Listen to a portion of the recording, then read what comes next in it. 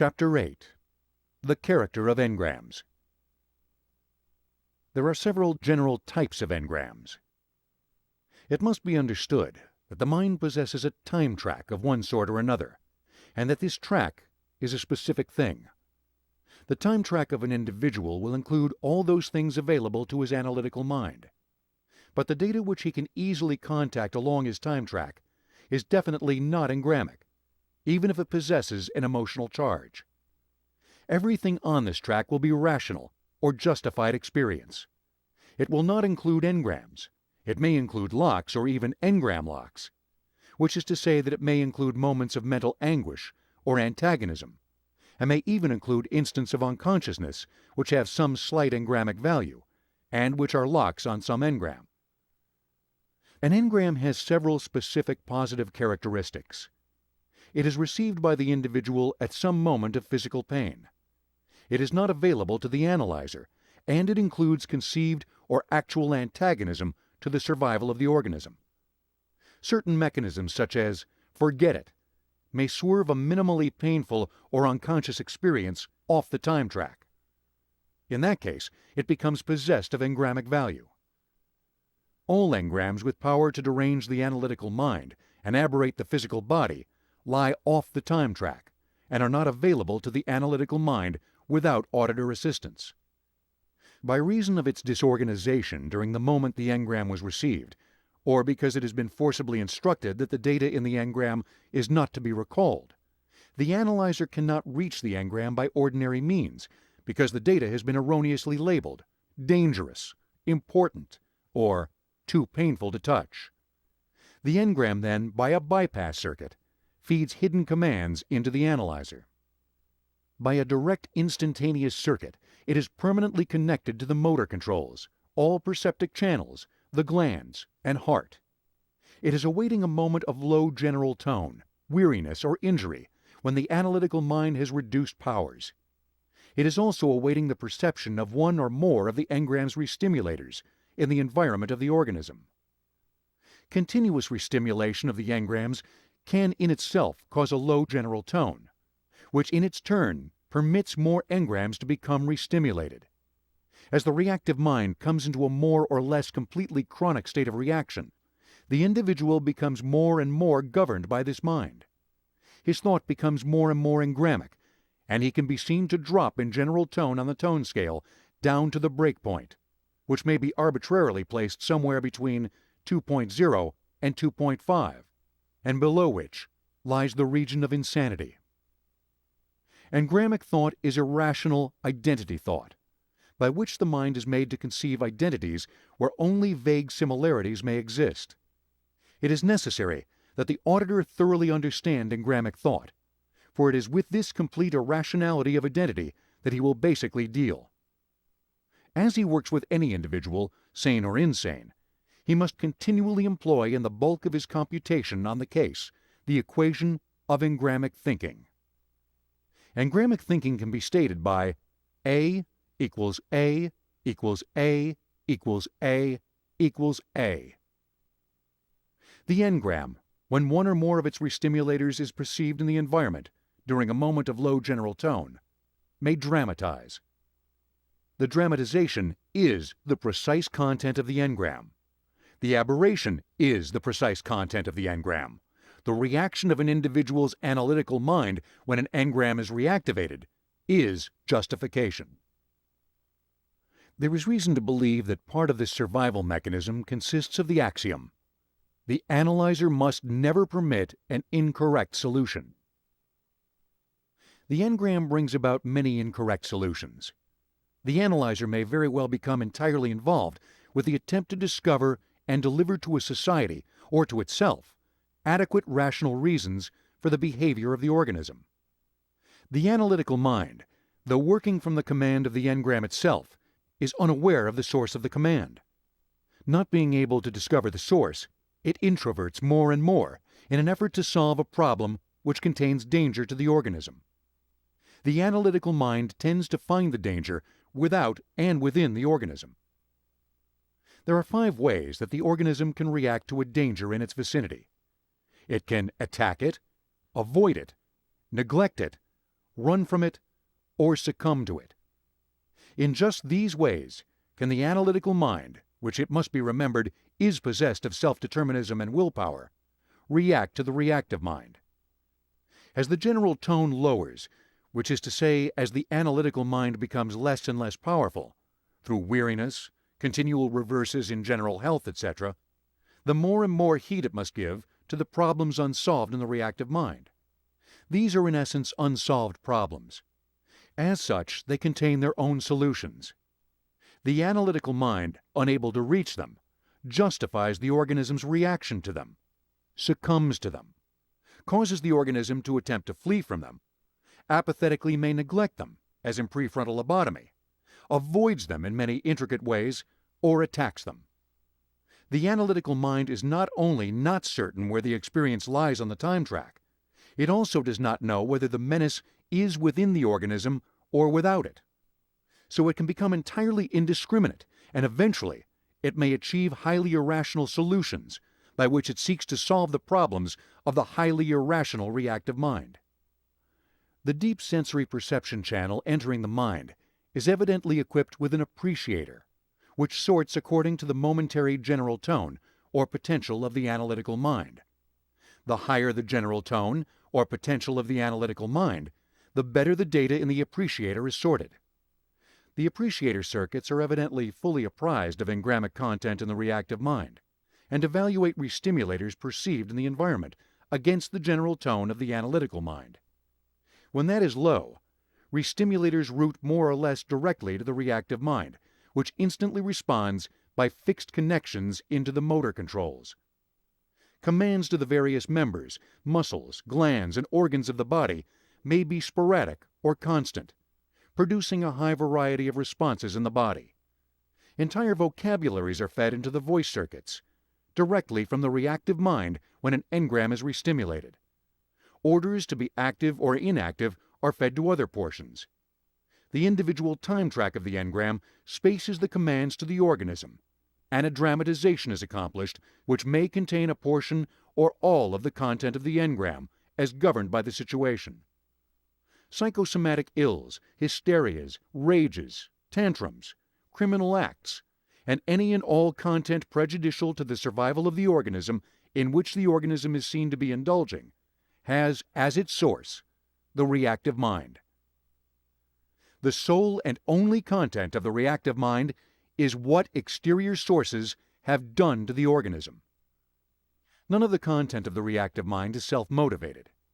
The auditor is then interested only in what is done to the person, not what the person himself has done, since for purposes of therapy, the acts of the organism in its society can be discounted beyond diagnosis.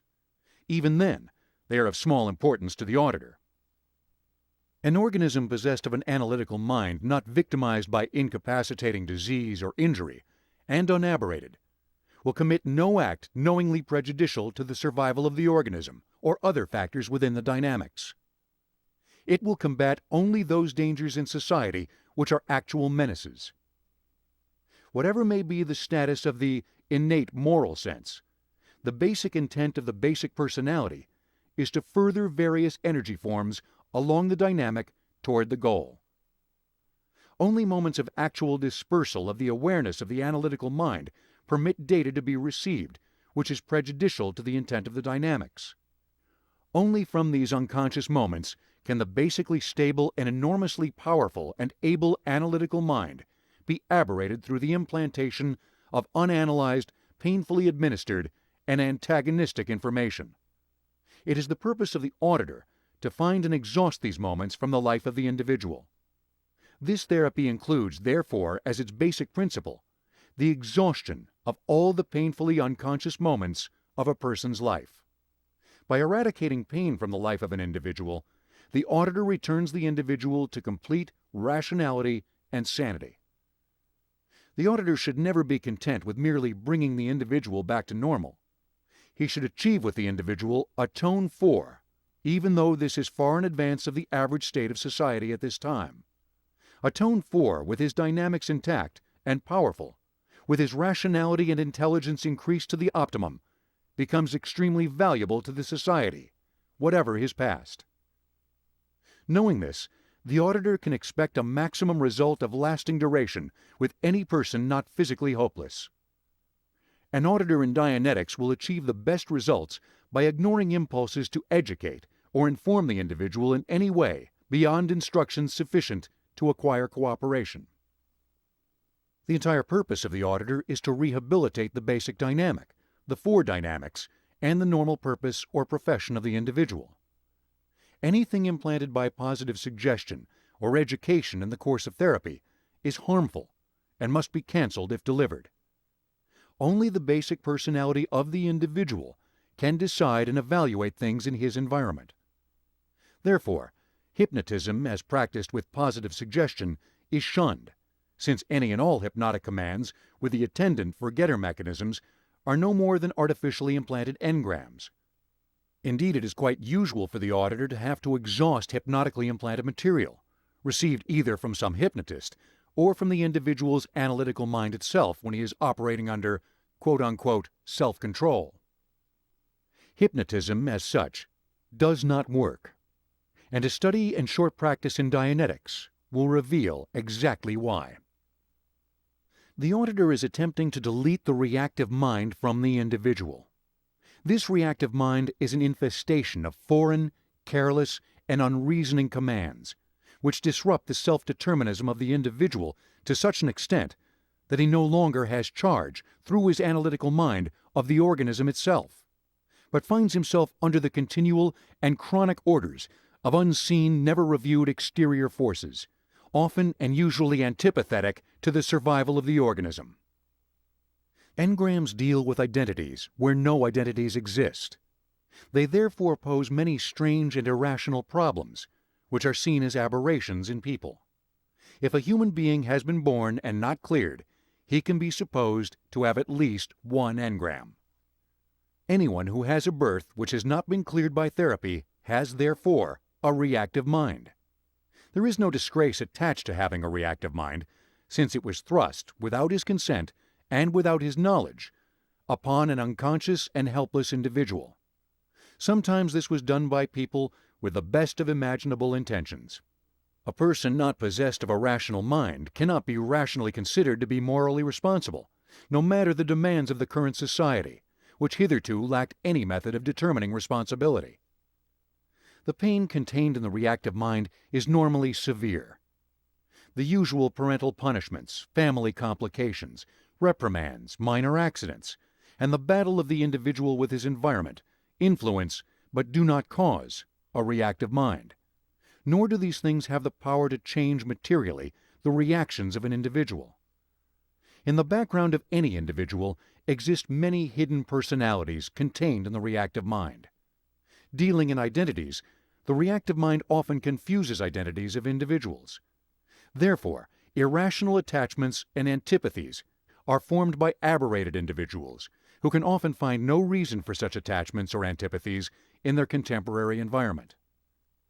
The content of an engram is literally interpreted, not as it was stated to the unconscious individual, but as it was received in its most literal phraseology and perception. The organism possesses many inherent mechanisms and abilities by which it can learn or preserve or forward itself along the dynamic. Any one of them may be exaggerated by engrams to a point where it becomes an actual threat to the organism or aberrates it. Engrams can and do aberrate all the sensory perceptions, any and all parts of the body, and the mind itself. By demanding suicide, the engram can destroy the entire organism.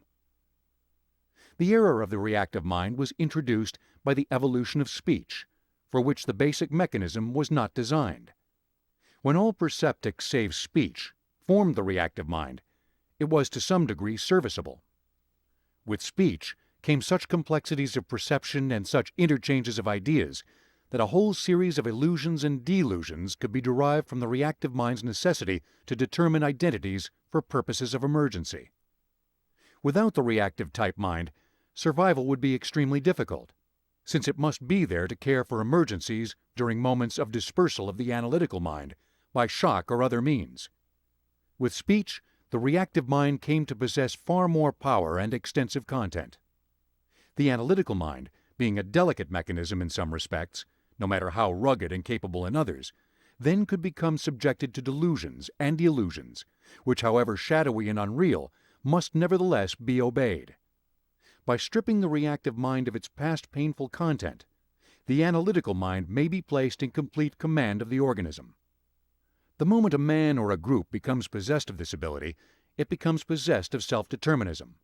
So long as these possess reactive minds, irrationalities will persist.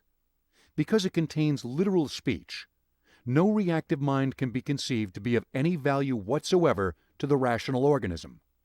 Since the methods of that reactive mind remain intact and will continue to act to preserve the organism in times of unconsciousness of the analytical mind, there is no residual good in any reactive mind. It is capable of any illusion. It has no assist power along the dynamics, save only to cancel or modify other reactive mind content. The source of the individual's power and purpose is not derived from the reactive mind, but from the basic dynamic and from the foredynamics. Any auditor will establish this to his own satisfaction after he has cleared a very few cases. When an individual is attempting to hold on to his aberrations, the auditor may be assured that that person has, as part of the content of the reactive mind, such phrases as, "Don't dare get rid of it," which identically translated apparently applies to aberrations. It may in fact apply in an engram containing an attempted abortion. The identity factor in the reactive mind may cause the analytical mind to respond irrationally to treatment, and to justify the aberrations in many irrational ways. Whatever means he uses, or statements he makes to avoid the exhaustion of his reactive mind, is contained exactly in the reactive mind as a positive suggestion, and has no application whatsoever in rational thought. Individuality, if by that is meant a man's desires and habits, is not traced to the reactive mind, save when by individuality is meant those flagrant eccentricities which pass in Dickens for characters. A man is much more individual after his reactive mind has been cleared. Part 2. Auditing. Chapter 9. The Auditor's Code. Not because it is a pleasant thing to do, or because it is a noble idea, the auditor must always treat a pre-clear in a certain definite way which... There are 5 ways that the organism can react. Part 2. Auditing. Chapter 9. The Auditor's Code. Not because it is a pleasant thing to do, or because it is a noble idea, the auditor must always treat a pre-clear in a certain definite way which can be outlined as the auditor's code. Failure to follow this code will cause trouble to the auditor, will considerably lengthen and disturb his work, and may endanger the pre-clear. Pre-clear, an individual entered upon Dianetic therapy, auditing, for the purpose of being cleared. The auditor, in the first place, at the optimum, should be himself a clear. Otherwise he will find that many of his own engrams are restimulated as he listens to the engrams of his pre-clears. This restimulation may cause his own engrams to become chronic, victimizing him with various allergies and delusions, and causing him to be, at best, extremely uncomfortable. An auditor can audit while he himself is being cleared, as this is a peculiar and special method of locating his own engrams, since they become restimulated. Becoming painful to him, they can be found and speedily removed. Even if he is not himself cleared, the auditor must act like a clear toward the pre-clear. The auditor's code is the natural activity of a clear. The auditor must act toward the pre-clear exactly in the way that the pre-clear, as an organism, would desire that his own conscious analytical mind would react to and consider the organism. An affinity must therefore be maintained at all costs. The auditor must never permit himself to lose his temper, become aggravated, to scold or badger or antagonize the pre-clear in any way. To do so would not merely disturb the comfort of the pre-clear, but might additionally derange him, and might even prohibit further beneficial auditing by that auditor. The code is nearly Christ-like. The auditor must be confident in that he must continually reassure the pre-clear when restimulated engrams cause despondency on the pre-clear's part. A cheerful, optimistic presence encourages the pre-clear through his most painful experiences. The auditor must be courageous, never permitting himself to be intimidated by either the aggression or hostility of the pre-clear. The auditor must be kind, never indulging in hostilities or personal prejudices. The auditor must be trustworthy, never betraying or capriciously denying a pre-clear, and above all, never breaking his word to the pre-clear. An auditor must be clean, for personal odors or bad breath may be restimulators to the pre-clear, or may disturb him. The auditor must take care not to offend the concepts or sensibilities of the pre-clear. The auditor must be persistent, never permitting the case of the pre-clear to either resist him or to remain unsolved until it is in a proper tone 4, since the restimulation of engrams is a malady unto itself, unless they are being properly exhausted. The auditor must be patient, never hurrying or harassing the pre-clear beyond the needs of stirring an engram into view. He must be willing to work at any and all times necessary, for the length of time necessary to exhaust the engram in process of elimination. In addition to these things, it may be remarked that a definite affinity is established between the auditor and pre-clear during the time of auditing. In the case of opposite sexes, this affinity may amount to an infatuation. The auditor must remain aware of this, and know that he can and should redirect the infatuation to some person or activity other than himself when auditing is at end. Not to do so is to produce an eventual situation wherein the pre-clear may have to be rebuffed, with consequent trouble for the auditor at the end of therapy. Chapter 10. Auditing. The auditing technique consists of assisting the pre-clear's analytical mind with the auditor's analytical mind. The auditor then functions during each successive period of auditing, and only during the periods of auditing, as an additional analytical mind of the pre-clear. The reactive mind was received during the dispersal or inactivity of the analytical mind. The reactive mind is removed by returning the pre-clear to the engram and laying its contents before the scrutiny of the analytical mind. The technique of auditing is done in what is called a Dianetic reverie. The pre-clear sits in a comfortable chair with arms, or lies on a couch in a quiet room where perceptic distractions are minimal. The auditor tells him to look at the ceiling. The auditor says, "When I count from 1 to 7, your eyes will close."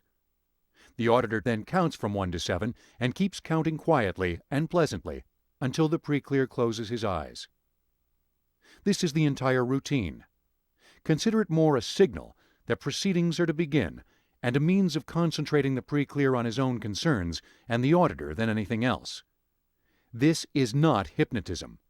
It is vastly different. The pre-clear knows everything which is going on around him. He is not asleep, and he can bring himself out of it any time he likes. The auditor makes very sure that the pre-clear is not hypnotized by telling him before he begins to count, "You will know everything which goes on. You will be able to remember everything that happens. You can exercise your own control. If you do not like what is happening, you can instantly pull out of it. Now, 1, 2, 3, 4, etc." In reverie, the next words of the auditor should be devoted to the installing of a canceller. This should be worded in such a way that it will furnish a key word, which when spoken at the end of therapy will cancel every slightest remark or suggestion made by the auditor while the pre-clear was in reverie. This is a guarantee that no positive suggestions will be left residual in the mind of the pre-clear through the inadvertent or accidental slips attendant to auditing. Such a canceller should also cancel the reverie, being worded with sufficient generality to take in anything and everything the auditor may say to the pre-clear during the entire period of therapy.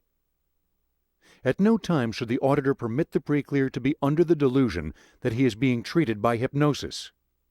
This is mentioned because hypnotism is a current fad, and the principles of Dianetics have nothing whatever to do with hypnotism. Both are based upon simple natural laws, but have between them an enormous gulf. One is the tool of the charlatan, and the other is the science of the human mind. Returning is employed in Dianetic therapy. Returning is the method of retaining the body and the awareness of the pre-clear in present time, while he is told to go back to a certain incident. Dates are not mentioned. His size is not mentioned, Various means are used to restimulate his memory. Any of the perceptics may be employed to return him to some period of his past. He is told simply to go back to the time when blank. He is returned and made to recount what he can of the incident. He is told he is right there, and that he can recall this. Little else is said by the auditor, save those hints necessary to return the preclear to the proper time. Wide awake, he can return to moments in the past. The preclear is not allowed at any moment to revivify in that period, since the data is drained as a surcharge from his time track to present time.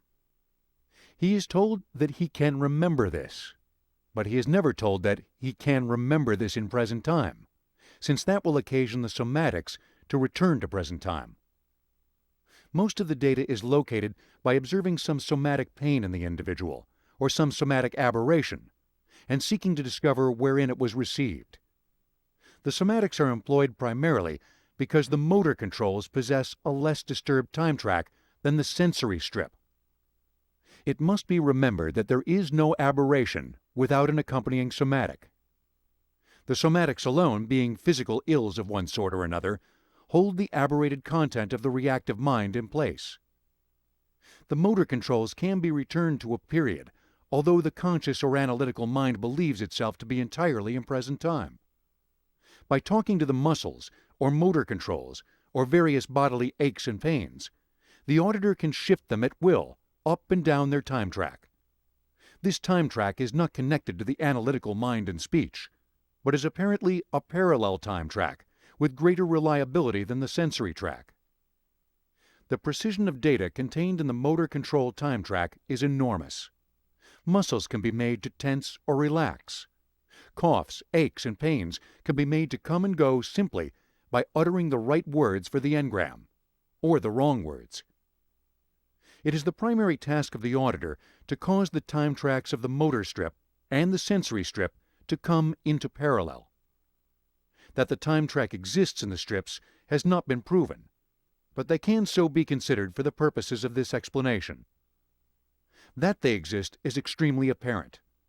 The motor strip time track can be asked questions down to the smallest moment of time, and the area of an engram can at times be so located. Its character can also be determined. The lie detector, the encephalograph, and many other means are useful in determining both the character and the extent of the engrams, since into these can be fed the restimulators of the preclear. A codified restimulator list can be created, which will be found to be common to most preclears. It should include all types of illnesses, accidents, the common trite phrases of the society, and names of various persons who commonly surround a child during his childhood. Such a codified restimulator list would be extremely valuable in therapy, and every auditor can compose his own. These are best composed after the auditing of the individual preclear and after inquiry into his life to determine the various irrationalities of thought. In that engrams are identity thought, the remarks of the preclear about his engrams will be found to be included in the content of those engrams. When the preclear is asked to imagine a bad situation at certain ages and under hypothetical conditions, he will very often deliver up a complete engram. The auditor must realize that every remark that a preclear makes while he is being made to go over his reactive mind is probably some part of the content of that reactive mind. That mind is literal. The words the preclear uses when referring to it must be literally evaluated. Chapter 11. Diagnosis. It is a useful and positive principle that whatever confronts or contests the analytical mind of the preclear will also confront and contest the analytical mind of the auditor. When the auditor is acting as an additional analytical mind of the preclear, whatever emotion or antagonism is directed toward him is the emotion or antagonism which is directed by the reactive mind toward the preclear's own analytical mind. If a preclear cannot hear what people are saying in his engrams, he has another engram about can't hear.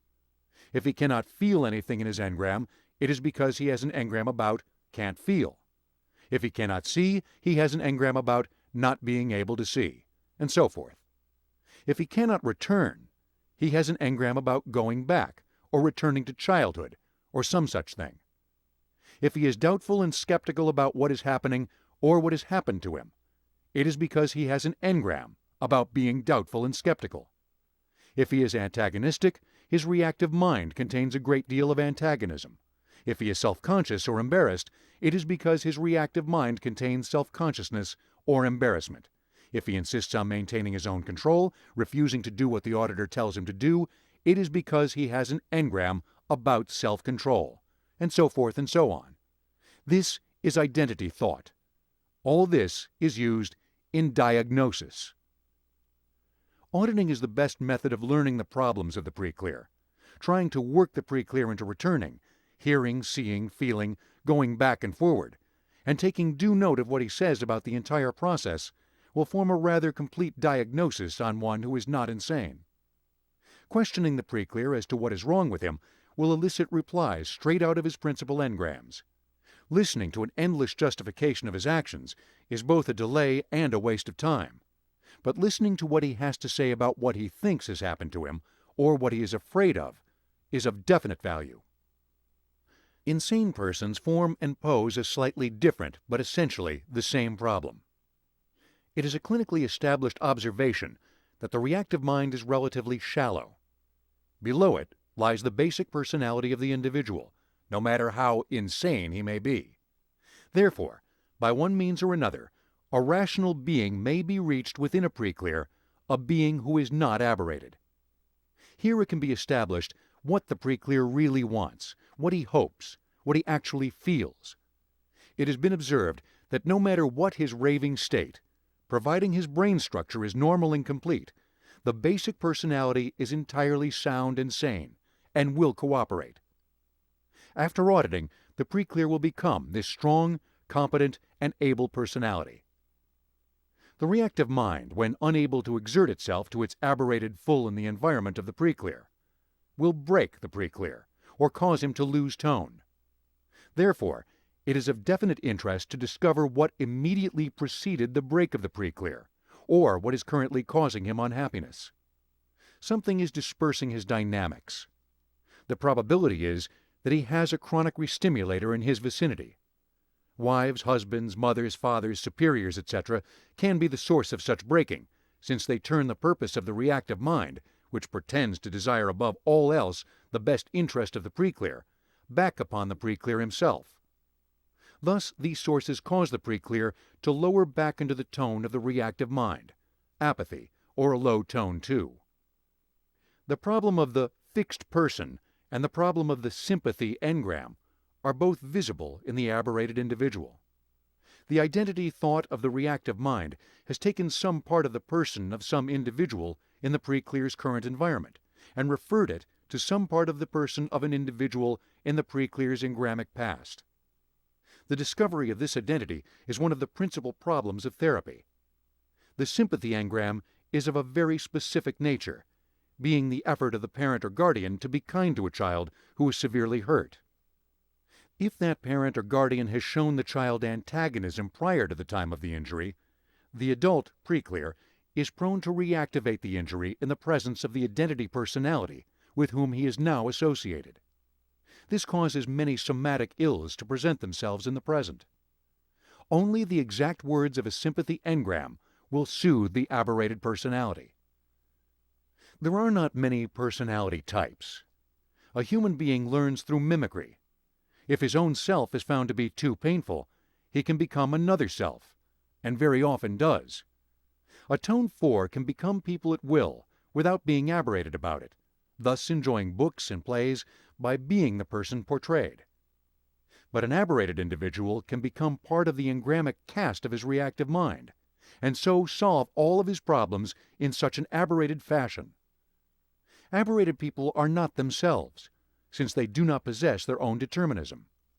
As has been stated, those emotions, doubts, worries, and problems which confront the auditor when attempting to work the pre-clear while returned will lead the auditor into the basic content of the reactive mind.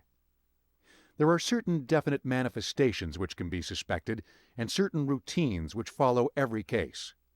Every human being has been carried in the womb, and every human being has been born. The discovery of the basic engram is extremely necessary for the commencement of auditing. Finding the basic engram is like taking the enemy in the flank. There is nothing before it. Therefore, the end most remote from the adult life of the individual is the end most exposed for the attack of the auditor. In the basic engram, the pre-clear can see, feel, hear, and freely emote. When he is returned to later incidents, it may be found that he cannot do these things, no matter how hard the auditor works to enable him to do so. By pursuing the engram chain up its chronological sequence, this ability will be restored. Therefore, it is necessary, first and foremost, to locate the basic engram. This may, in some few cases, lie later than birth. In the majority of the cases, it will be found to lie at or before birth. No discussion is here entered about the ability of the human mind to remember at such remote periods. It can be stated, however, that when engrammic data does exist, the time track is opened by pain and antagonism at these extreme points, and can be contacted and exhausted. The analytical mind is not present at these moments. Quite in addition to this, the engrams are not even on the open time track. It is with the greatest difficulty that the auditor will find the basic engram. Since it is ordinarily quite painful, and the scanning mechanism has as its purpose, or one of its purposes, the avoidance of pain, it will not easily reach them. Like the scanning mechanism on a cathode ray tube, the scanners of the analytical mind sweep over, skipping and not touching, the data on the engram chain. By various means, the auditor must then force the pre-clear scanners to contact that data and force the data back onto the time track, where it can be properly exhausted. Light prenatals are the best possible approach to a case. When the only prenatal is an extremely heavy one, or an attempted abortion, which by the way are very common, the auditor must use a great deal of guile. It can be said that the basic engram and the beginning of the actual engram chain is early, before, near, or during birth, is painful, and will not be easily contacted. In that few pre-clears have more than a score of serious engrams, the task is light when once begun, but requires a great deal of imagination and persuasion. A prenatal must always be suspected unless birth, when lifted, rises easily into a tone 4. If none of the engrams will rise into a tone 4, the auditor would suppose that he has not discovered the basic.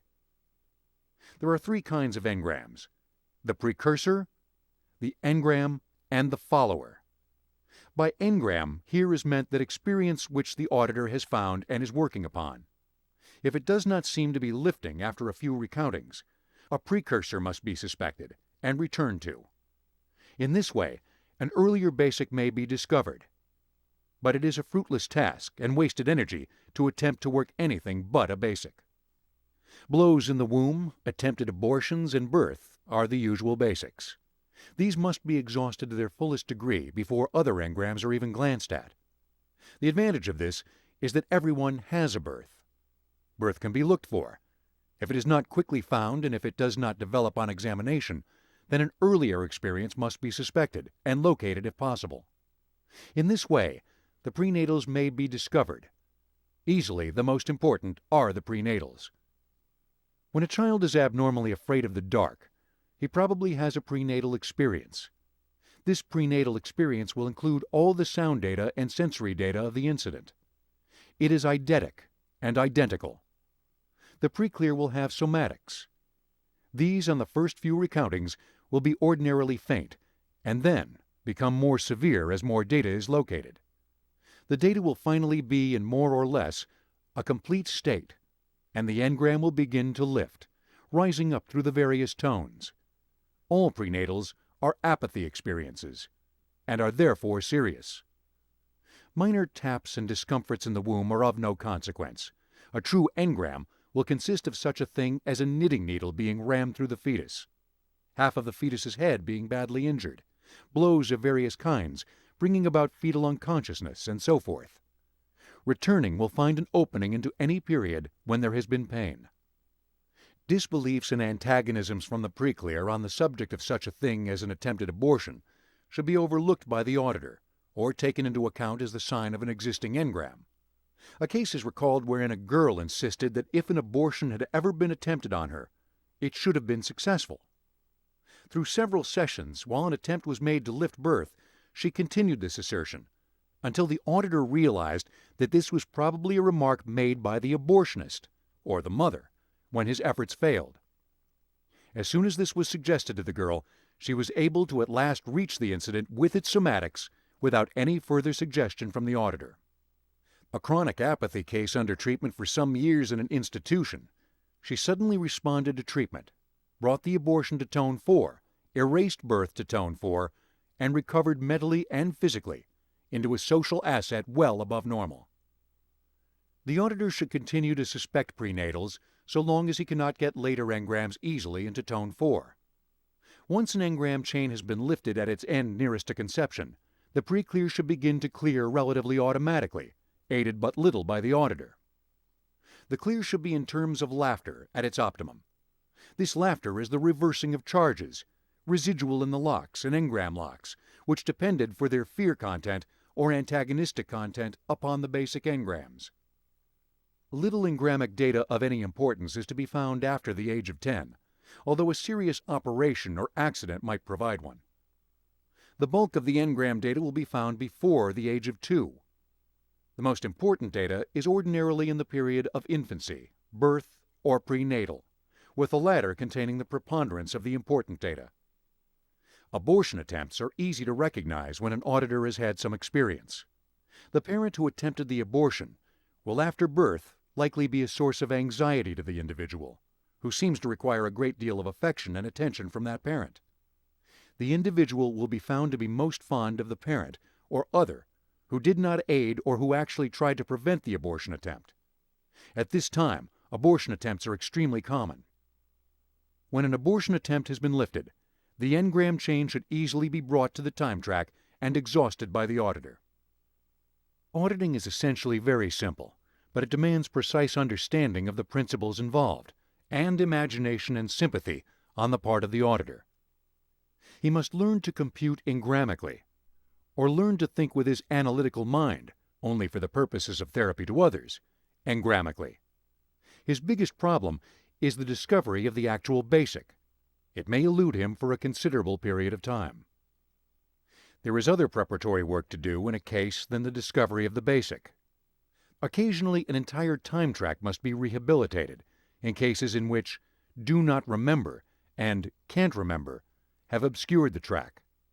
A few later locks can be found and exhausted in the same manner that engrams are exhausted, and the track can be restored.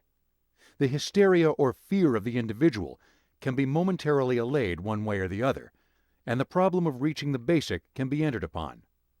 There are as many types of cases as there are cases, but these are the primary fundamentals. An auditor must think his way through every case, taking as his data the constantly reiterated statements of the pre-clear during auditing, and accumulating experience as to how incidents can be thrust off the time track, burying them from sight of the analytical mind, thus forming a reactive mind to the detriment of the organism. Chapter 12. Exhaustion of engrams. The technique of exhausting an engram is not complicated, but it must be adhered to. An engram is an unconscious moment containing physical pain and conceived or actual antagonism to the organism. Therefore, that engram, before it's discovered, will exhibit antagonism toward the auditor trying to discover it. When it is first discovered, it may be found to be lacking in its essential data. There are many techniques by which this data can be developed. In a prenatal engram, the analytical mind apparently must redevelop the situation. Many returns to the incident are therefore necessary. The pre-clear is returned to the incident and is told that the next time he is returned to this place, he will remember everything about the incident. He is then taken up to present time and addressed on some other subject. Immediately after, he is returned to the supposed basic. It will be found to contain a little more data. This is then recounted. If after 2 or 3 repeated recountings of the data, it is still found to be in a low tone, the pre-clear is told when returned that he will remember all this the next time he is brought back to this spot. By advancing him to a happy period and finding that he is then happy, the data is sealed in. After from 1 to 3 days, the basic data will be found to have developed to a considerable extent. It is then exhausted again, and its behavior noted. If it will not rise easily, many things may be present.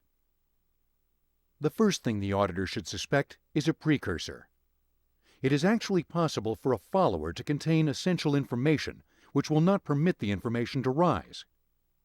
In the course of auditing, when an engram is restimulated by the auditor but will not rise above apathy, and does not seem to contain all the necessary data, the auditor must look for a precursor, and it almost inevitably will be found to exist.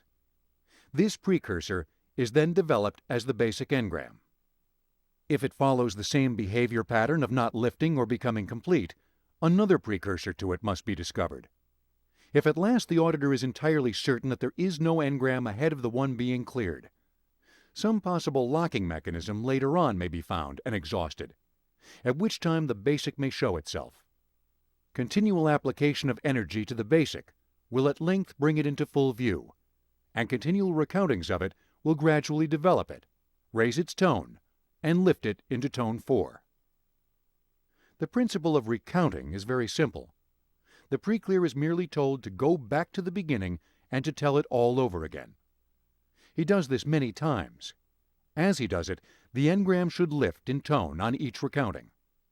It may lose some of its data and gain other. If the pre-clear is recounting in the same words time after time, it is certain that he is playing a memory record of what he has told you before. He must then be sent immediately back to the actual engram, and the somatics of it must be restimulated. He will then be found to somewhat vary his story. He must be returned to the consciousness of somatics continually until these are fully developed, begin to lighten, and are then gone. Tone 4 will appear shortly afterward. If the pre-clear is bored with the incident and refuses to go on with it, there is either a precursor or there is other data in the engram which has not been located. The auditor will occasionally discover that an engram, when lifted into a tone 3, or even erased without reaching laughter, will sag. This is a certain sign of a precursor. Any kind of sag from a tone 4 is impossible if tone 4 has truly been reached. Tone 4 will not be reached if there are precursors. The engram may vanish and be erased, but there will be no cheerfulness or laughter about it at the end if it has a precursor. Once the basic engram has been reached and brought into tone 4, it will disappear. The next engram on the chain will be located and rather easily brought into tone 4. If one is accidentally skipped, the third in line will be found to hold or sag. The intermediate must then be located and brought into a tone 4. In such a way, the engram chain will gradually come up into a complete tone 4. At this time, it will begin to automatically clear the locks, the merely mentally painful incidents in the person's life. These will clear without any attention from the auditor. While these are clearing, the auditor must concern himself with engram locks. These would be engrams on their own if they had not had precursors. They therefore do not relieve after the removal of the basic, but must be located as themselves. These in turn will start a chain of releasing locks, which again need no attention. There may be entirely distinct engram chains in the reactive mind, which are not appended in any way to the original basic engram. So long as a pre-clear contains any part of a reactive mind, he will be interested in himself, in the condition of his mind, and introverted. Therefore, so long as he is interested in his own reactive mind, he has engrams. A guarantee of a tone 4 is the pre-clear's interest in positive action along his dynamics, and his application of himself to the world around him. Introversion is not natural, nor is it necessary to the creation of anything. It is a manifestation of the analytical mind trying to solve problems on improper data and observing the organism being engaged in activities which are not conducive to survival in the 4 dynamics. When a clear has been reached, the basic personality of the individual will have asserted itself and its self-determinism. No somatics chronic in the present will remain, excepting those which can be accounted for by actual disease, injury, or malconstruction of the brain. Though more germane to child Dianetics, it is of help to the auditor to know that a child can be considered to have formed his general basic purpose in life somewhere around the age of 2. This purpose is fairly reliable, as at that time his engrams have probably not gained much force over him, since his responsibilities are slight. He will have tried to hold his main purpose throughout his life, but it will undoubtedly have been warped, both by his reactive mind's experience content and by his environment. The discovery of this purpose is obtained by Dianetic revivification and the questioning of the 2-year-old child. The time when the purpose is formed varies and may indeed never have manifested, as in the case of amentias. As the preclear is normally interested in this purpose and its rehabilitation, he will often take a more intense interest in therapy if there is an attempt made to discover the purpose. This purpose is quite valid, and the preclear can be expected to rehabilitate his life along its dictates, unless he is too oppressed by his environment, although it can be remarked that a clear will ordinarily order or change his environment until he has rehabilitated himself. Vocational therapies have as their source the tenet of the rehabilitation of the general purpose of an individual, or the establishment of a false purpose in order to allay the activity of his reactive mind. It has little bearing on abnormal Dianetics, and belongs more properly in medical Dianetics. But an auditor for the term of therapy may engage his preclear along the purpose line of becoming a clear. This is not necessary, and is indeed often automatic, since the basic personality beholds at last a chance to manifest itself. However, it will occasionally aid the auditor. The auditor should be prepared to have to solve many individual problems, since above these basics are almost as many problems as there are cases. For example, in the case of a preclear who has several prenatals, it will be found that the formation of the body in the womb has overlaid or confused the time track, so that a later prenatal must be partially lifted before an earlier prenatal can be exhausted. This is often true of a later period of life. In one case, an entire series of prenatals was held down by a dental operation under nitrous oxide at the age of 25. Until some portion of the dental operation was removed, the bulk of the prenatals were not available. In short, the circuits of the mind can become entangled, to a point where even the motor control time track is confused. Dispersal of purpose by some engram along some dynamic or purpose line is a common situation, and is indeed the basic concept.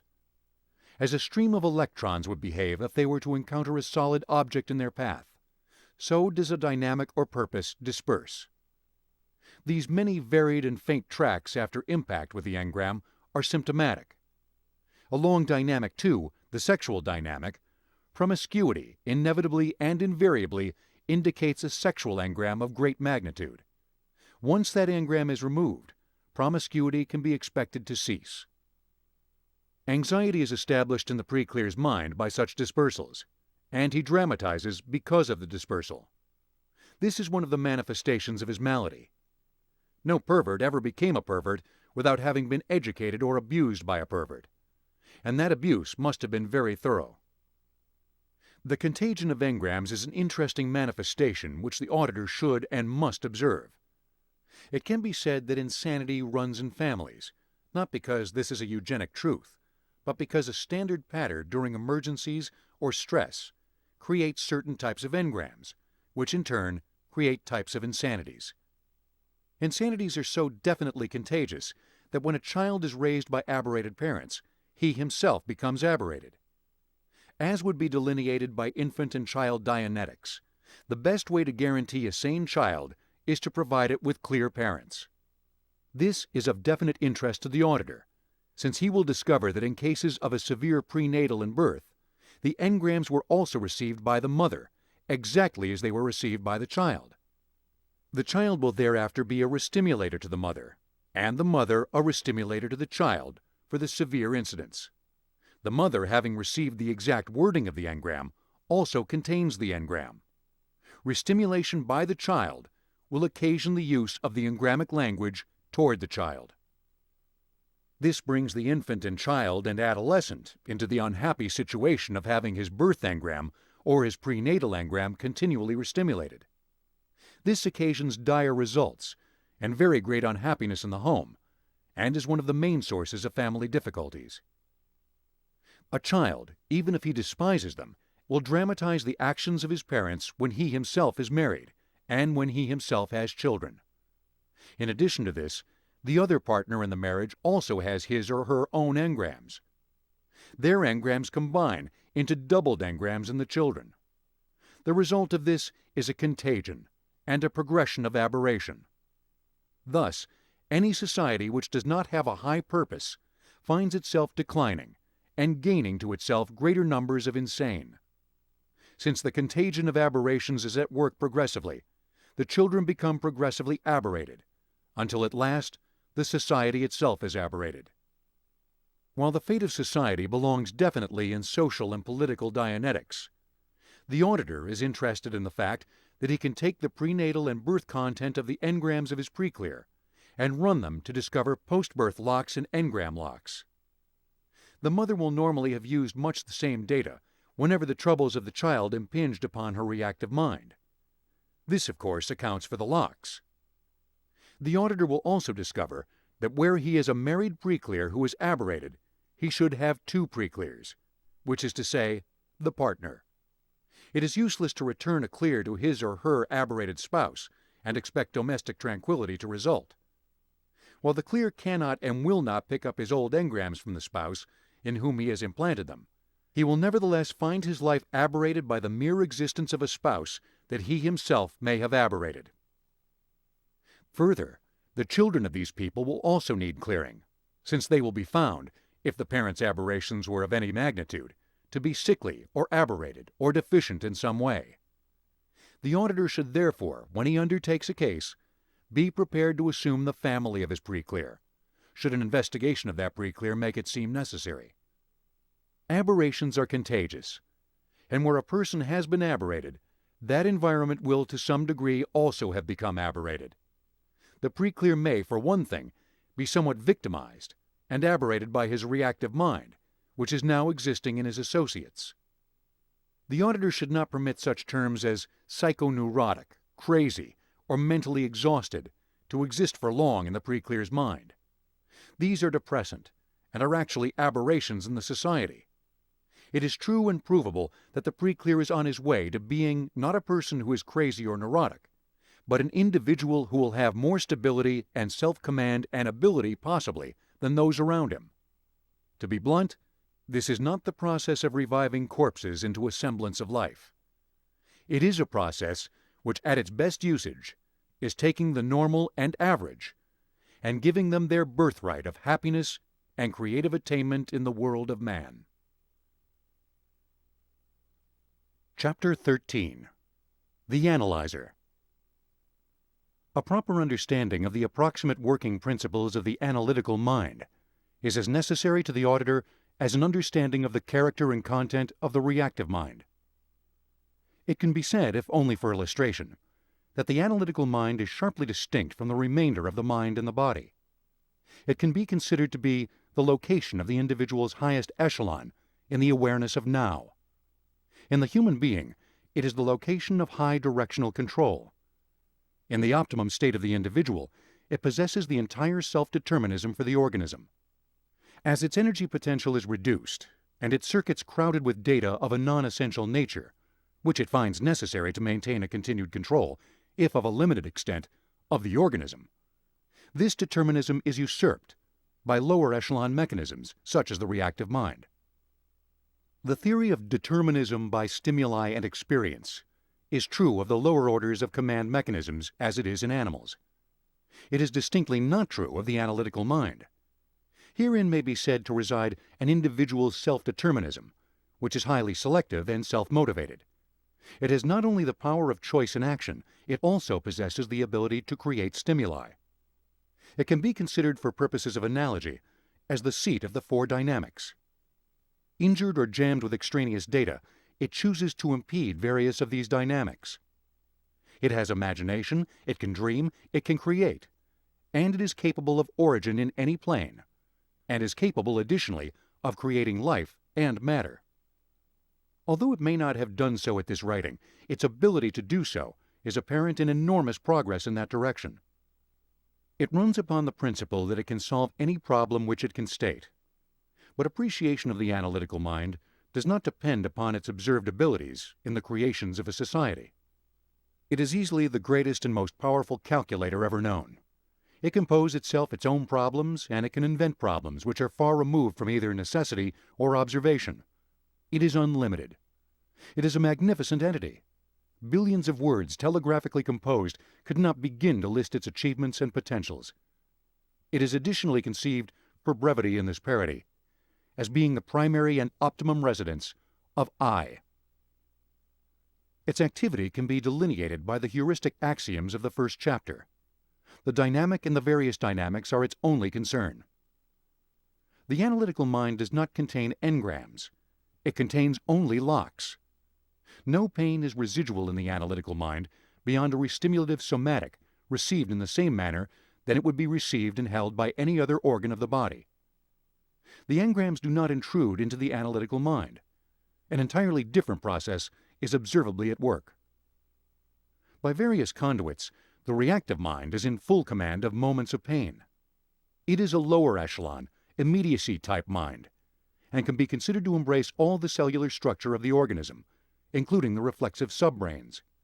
It runs on exterior determinism and reacts on the plan of A equals A equals A. It can come into being only when the analytical mind is disorganized or dispersed by exterior forceful means. The analytical mind may be considered to obtain no direct data from the reactive mind. The entire content of the reactive mind is completely unknown to the analytical mind in any direct fashion. As the analytical mind was not functioning during its receipt, the analytical mind, on regaining control of the organism, has no connection with the reactive mind. This single apparent weakness of the analytical mind, that it can be rendered unconscious or dispersed, is a survival mechanism obviously necessary to the organism. There are various reasons for this. It is charged with the command of the dynamics. It cannot consent to the error or injury of the mechanism, which inability is inherent in its primary purpose. It cannot permit the organism to err, and when error is introduced, it is the first organ of the body to succumb to extreme shocks. Among others, there is a purely structural reason. Shock waves carrying along the nerve channels will disconnect and disrupt the most sensitive nerve area of the body first. Drugs will also produce their maximum effect upon the most sensitive nerve area. The analytical mind is the first affected by shock and drugs. On examination, it will be found to contain fuse mechanisms, which preserve it from lasting damage. While it is fantastically sturdy, fantastically able, it is not physiologically stable in the presence of shock or drugs, the latter being at best poisons. The analytical mind has various methods of performing its duties. It can teach itself to think and compute new and outrageously complex methods of computation, and then use them to solve problems which it poses to itself, as well as problems which originate in the past, the present, or the future environment. It can also originate these environments. As has been elsewhere noted, its problems may be classified into two groups: obtaining pleasure and solving pain along any one of the four dynamics. It has nothing to do with the insanity of the organism. It is the first and most interesting case of the contagious character of aberrations. It can control at will any and all portions of the body, any fluid or excretion in the body, and along other dynamics, many other energy forms. To do this, it must solve their menaces and obtain pleasures. It works on observed or imagined data. The imagined or dream data is not aberrated within the analytical mind, but is aberrated data only on the basis of observed reactions. It observes that its charges are in pain. There are 5 ways in which it can work solutions about that pain. The pain is actual, according to the computations of the analytical mind, when the organism or charges along the other dynamics are observed to be reacting, as to a menace, and as in pain. The analyzer is quite adept at throwing out of itself erroneous data. An erroneous datum can only be introduced into a non-pathologic analytical mind by the indirect fact that the pain may not be actual in the organism or other charges. But upon these continually insisting that pain exists, it becomes incumbent upon the analytical mind to bring forth a solution to that pain. Thus, the content of the analytical mind possesses no direct engram. The analytical mind does not feel the pain itself, unless the pain happens to be in the particular cellular area in which it exists and impinges against its own cellular structure. The eye is told on certain circuits that the organism is in pain, and it observes the fact through sensory perception. In a similar manner, the analytical mind observes that, for instance, a companion individual is injured. It then begins to pose and solve problems regarding that injury. The injury might be non-existent. The companion might only suppose himself to be currently in pain, nevertheless feeling that pain as real. Despite this dissimulation, the analytical mind will endeavor to observe all the data surrounding that pain and to solve the problems relating to it, alleviating it and bettering the companion's present and future chances of survival. A new thought process may be evolved in such a case, and the memory of the observation may be stored in the memory banks. This memory contains in itself no actual pain beyond what has been perceived in an analytical fashion. The reactive mind causes the organism or the entities on other dynamics to simulate pain. In order to enforce engrammic commands in a blunt and identity method of survival, portions of the organism or other entities may be made to feel actual pain, or may be forcefully limited in food supply or other fluid or necessity service. The exteriorly induced command reacts against the organism or other entities in exactly the pattern and with the perceptics that it was received. The analytical mind is informed on a separate circuit that the organism or other entities are in pain and that it must resolve the problem. It observes all the surrounding conditions of the incident or the misery, and with this perfectly valid data evolves some solution. The less analytical mind present during such moments, the lower the solution is on its own echelon, and the less rational that solution will be, which is to say that less computive power has been exerted against the problem. But the entire analytical mind is rational. It is inherently rational. It does not use erroneous data in its computations whenever it is possible to avoid such use. And whenever a datum has been found to be erroneous, the analytical mind discharges the entire circuit of that solution. When engrams are present in the reactive mind, they come into activation during moments of low potentiality, weariness, drug or trance condition in the analytical mind, but are always to some degree observed by the analytical mind, save when that organ is completely unconscious. Even when only a small amount of the analytical mind's potential is present, and the reactive mind is throwing the organism or other entities into aberrated dramatizations, the analytical mind observes, often with incredulity, the action which is taking place. It sees in this action a problem. It attempts to find solutions, and because it is built to resolve solutions on observed as well as conceived data, it soon finds itself in an enormous maze of circuits and complexities which are laid and counterlaid to resolve the problems posed by the dramatization. This observed conduct may be so aberrated that the analytical mind at length finds it necessary to achieve often fantastic solutions. These can include any and all of the insanities. But the analytical mind is never insane, even though it may be nulled for years by the reactive mind and a perceptic which includes the unconsciousness of the analytical mind. The one common perceptic to all engrams is the dispersal or absence of the analytical mind. They were received at a moment when the analytical mind was unconscious.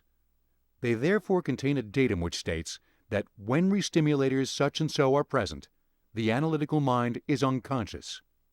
When the analytical mind is low in potentiality, or the being low in general tone, it loses some of its control by the simple equation of the comparative energies. One or more perceptics in an engram being restimulated, a further organic perceptive of the absence of the analytical mind is reactivated, and circuits are thrown into activity, which include a further reduction of the analytical mind. In this way, the analytical mind loses power and command over the organism or the entities it has in its charge. In a dramatization which includes its suppression or absence, the analytical mind is still in existence, awake and alive in its fullest power, but with all its circuits disengaged as they connect to the body. Insanity is a simple or compound dramatization. Neuroses, compulsions, and repressions are the efforts of the analytical mind to reach solutions on observed data with the reactive mind in partial command of the organism. This is not, then, a condition of integration, and as many personalities may be posed as there are current dramatizations of engrams in the reactive mind. It is an almost fabulous fact that the analytical mind is constructively and uniformly good in its intent. To reach the reactive mind, it is necessary to assist the analytical mind so that the reactive personality may be reached. There is, of course, no more actuality in the reactive personality than there is actuality in engrams. These are shadow things, soldered to the body by some painful past experience. This experience includes the partial or complete dispersal of the potential of the analytical mind. In an insane, neurotic, or aberrated individual, it is always possible to lull the reactive mind and reach the slumbering and partially or completely detached and dispersed analytical mind. This presents the remarkable picture of finding within the most vicious, criminal, or insane organism a completely sane, concerned, and constructively good basic personality. The I is never absent, but may be disconnected, still trying to solve the problems of the organism or the entities with which it is charged, but unable to exert its commands. The entire intent and technique of Dianetics is to break the partial or complete suppression of the analytical mind by the exhaustion of the false data contained in the engrams, which compose the reactive mind. When this is done, the analytical mind begins to clear itself, somewhat on the order of an automatic computer, which makes way for new problems. Locks are uniformly contained in the analytical mind as observed data. They are therefore reachable in conscious moments in the not insane individual. Any therapy which addresses the clearing of these locks without consultation with the problem of vanishing the reactive mind is a therapy addressed to a computing mechanism and a powerful I far more able to solve problems, if entirely clear, than any mechanical computer which will ever be built. Freudian psychology, for instance, was an effort to clear the circuits of the analytical mind. The locks are contained in the analytical mind as notations of confusions observed in the behavior of the organism, or the entities which that analytical mind has in its area of observation. These locks are mental anguish. Anything which addresses the adjustment of them may allay some of the fears of the analytical mind for the organism. But any such effort will be succeeded by new experiences, which become locks and must be cleared. That a therapy can be addressed to the analytical mind as a therapy of reason is entirely feasible and possible, for the analytical mind will always receive new data and is quite willing to recompute its old. But its old solutions have become memory of action undertaken and are stored additionally in the memory bank, so that there are two files. Any therapy addressing the analytical mind does not disturb the memory bank file of locks, and these are attached to and will lead to the engram file. But this is an extraordinarily difficult and unnecessary proceeding, to clear the analytical mind of data accumulated by observation. It will produce some alleviation of the analytical mind, and even some alleviation of the locks in the memory bank, but it will not and cannot remove the reactive mind, unless the engrams themselves are addressed in an orderly and efficient manner. When the engrams have been exhausted from the reactive mind, all the locks, and even some engram locks in the memory banks, and of course the analytical mind, vanish, since these depended for their existence upon the charge furnished by the engram, whether bypassed into the memory bank or existing as observation. The analytical mind is very well aware of how the mind works, since it must work not only a mind, but the entire organism and the entities and energy forms included in its dynamics. The moment it observes that the reactive mind has been exhausted, and that it is receiving no further pain messages from a certain section, which when restimulated in auditing were anxiously telegraphing for a solution, it automatically rids itself of all extraneous data and circuits, and leaves itself clear for new and rational thought.